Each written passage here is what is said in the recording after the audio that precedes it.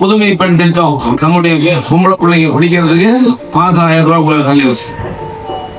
தமிழ் புதல் திட்டம் நம்ம தம்பிங்க பிஎல் படிச்சாலும் சரி, பிஎல் படிச்சாலும் சரி, ஆர்ட்ஸ் காலேஜ் படிச்சாலும் சரி, எங்க போய் படிச்சாலும் மாசம் அவருக்கு 1000 ரூபாய் தலைவர் கொடுக்குறாரு. விடியல் பயணம் திட்டம் நம்முடைய அன்பு சகோதரிகள் எல்லாரும் பஸ்ல போறது அந்த திட்டம் கொண்டு வந்திருக்காரு. காலை உணவு திட்டம் நம்மோட பிள்ளைங்க காலையில சாப்பிட போறதுக்கு அந்த திட்டம் கொண்டு வந்திருக்காரு. ஆனா இந்த திட்டம்லாம் நீங்க கொண்டு வந்ததாகும் மக்கள்கிட்ட மிக முக்கியமா சொல்ல 2 திட்டம் இருக்குன்னு சொல்றாரு.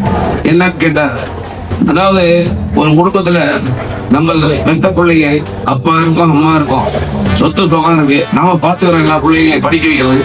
ஆனா அம்மாவும் இல்ல அப்பாவும் இல்லைன்னு அந்த குழந்தை யார் காப்பாற்றுவா அப்படின்னா, அதை காப்பாற்றுவதற்கு தமிழ்நாட்டில் முத்துவேல் கருணாநிதி ஸ்டாலின் நான் இருக்கிறேன் என்று சொல்லி மாதம் 2000 பணம் கொடுக்குறீங்கன்னு அந்த திட்டத்தை மக்கள்கிட்ட சொல்லணும் அப்படின்னு. இன்னும் திட்டம் வீட்டுல இருக்காங்க, சுகர் வந்து காலை கட் பண்ணிடுறாங்க. நம்ம அண்ணன் நகர சின்னசாமி அண்ணன் காலம் கூட சுகர் வந்து சரியா கவனிக்காம காலை கட் பண்ணிட்டாங்க. நம்ம ஆப்பாவை சுகர் பண்ணியிருக்கோம். திமுக உறுப்பினர் கார்டு வாங்க போகும்போது ஆக்சிடென்ட் ஆகி கால் கட் பண்ணிட்டாங்க. நம்ம மஞ்சமுத்து திமுகவுல ஒரு தம்பி இருக்காரு, அவரு காலை கட் பண்ணிட்டாங்க.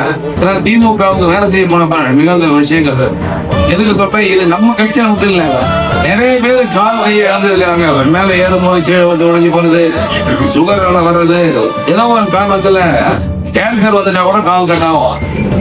இது மாதிரி இருக்கிறவங்களுக்கு வீட்டுக்கே போய் அரிசி பருப்பெல்லாம் கொடுக்கிற ஒரு திட்டத்தை கொண்டு வந்து தாயுமானவர் திட்டம், தாயுமானவர் திட்டத்தை கொண்டு வந்து நிறைவேற்றிருக்கீங்க.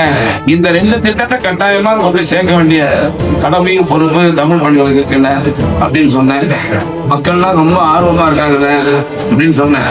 ஆனா சிலரை சொல்லல, நான் தலைவர்ல திடீர்னு கூட பரசத்துல என்னால பேச முடியல. ஆனாலும் நான் சொன்னேன், கட்டாயமான 4 தொகுதிகளை வெற்றி பெற செய்து உங்களிடத்தில் ஒப்படைப்பேன். மீண்டும் அண்ணன் தலைவர் தான் முதலமைச்சராக வருவீர்கள் சொன்னேன்.